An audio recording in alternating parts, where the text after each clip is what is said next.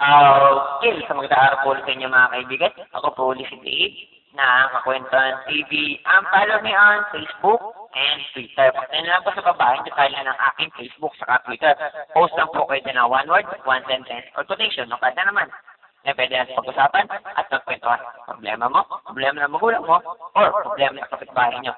Malay mo, makatulong ako. Tapos yung kagulo, adjust mo na mga amigos. Kaya naman na bahala dyan. Okay? Para sa unang paksa po natin sa araw na ito. Ang sarap magkaroon ng kakilalang magaling sa computer at online. Mukhang hindi maganda kutob ko dito sa padala mo. Kawentuhan. Sige. Patuloy natin to. Ikutin ko. Kasi masarap dito kasi matuturuan kanyang gumamit ng mga social media like Facebook, Twitter, Instagram, email, Gmail, Hotmail. Nakata naman.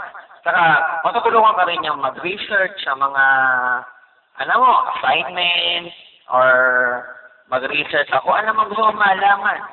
Gusto mo maghanap ng kotse, bahay, or sa online yan.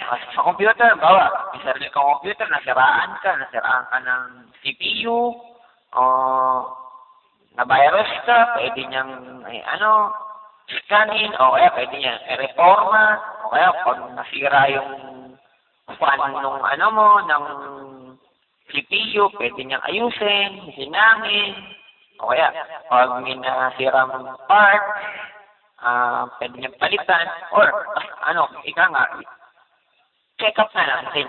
Parang tao lang yan, check up lang din ng computer, mga kwentuhan.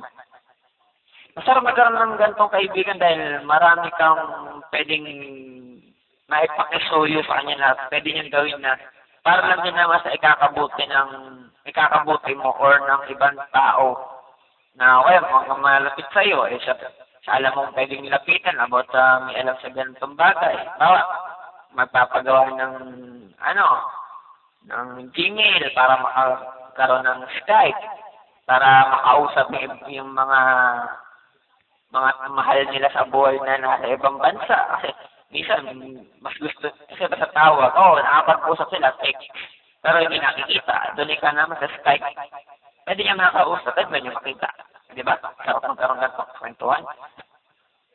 Sarap ng karoon ng ganitong kaibigan. At sana, ako din magkaroon ako ng ganitong kaibigan. Diba? Okay? Next. Minsan may mga pangyayari na kahit hindi mo sinasadya ito masisisi. Kadalasan to, kwentuhan. Kasi, minsan, halimbawa, nagmamadali ka, tumatakbo ka, basta palengke, bigla kang naalala o nakalimutan ka, kailangan biglang agad-agad balikan mo. Nakabangga ka ng ali. Yung ali pala may daladalang apat na tray ng itlog, nabangga mo.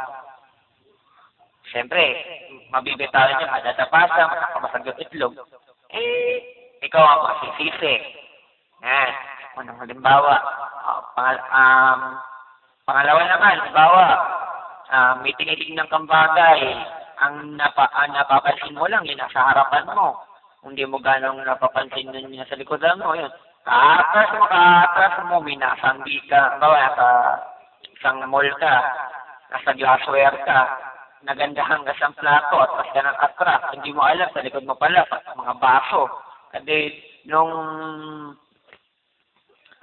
atas ka na atas, napunggo mo, nagpagsak, yung mabasok, bayad ka pa ngayon. Ikaw na naman ang nasisik, hindi mo naman sinasadya.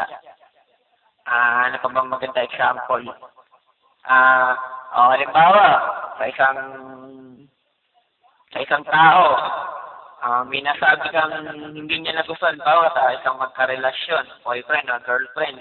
Siyempre, merong isang magkakamali, siyempre nasaktan, sasabihin niya, ayoko na, nasaktan na ako, maghiwalay na lang tayo, hanap na lang ako na iba, madali kang palitan.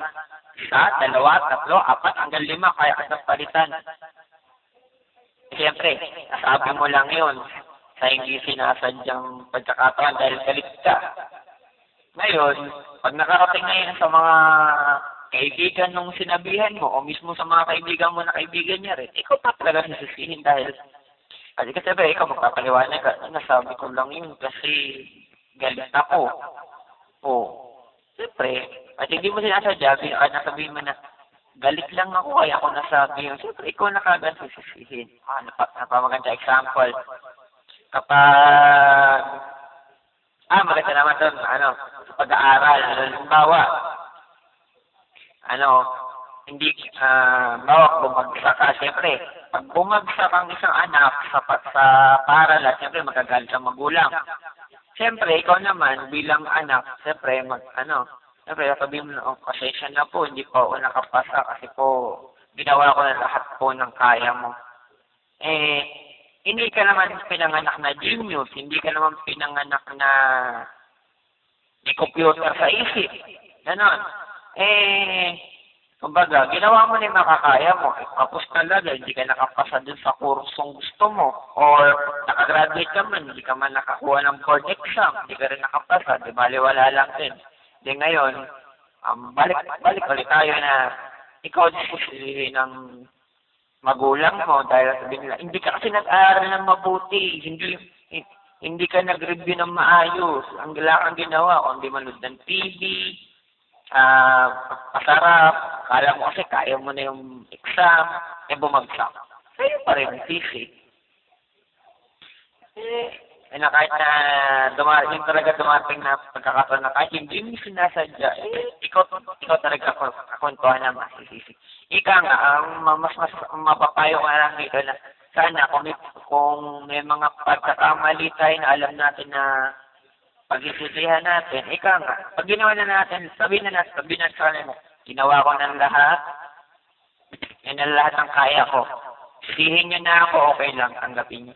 Tanggapin nyo lang po mga kakantuhan na sisihin kayo na ibang tao sa hindi nyo pagiging perfecto. Sa mga bagay na hindi nyo sinasadya, tanggapin nyo na lang. Wala tayong magagawa dyan, andyan yan. Ika nga, tumanggap na lang tayo ng pagkakamali ko. Sisihin ka tayo, sige, tanggapin nyo. At siguro naman, hindi naman lilipas yung panahon na magbabago din yung mawawala din yung galit nila sa'yo at magiging maayos din ang buhay. Diba? Konting tataglan ng puso mga. Okay? At yan po, mga naging paksa po natin sa araw na ito. Ako po ulit si Dave ng Kakwentuhan TV. Follow me on Facebook and Twitter.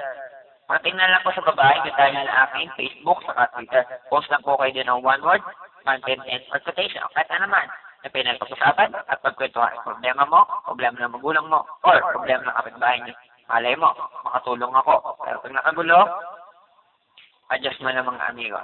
Ano mo na bahala dyan. Paano po? Hanggang sa susunod. Tada!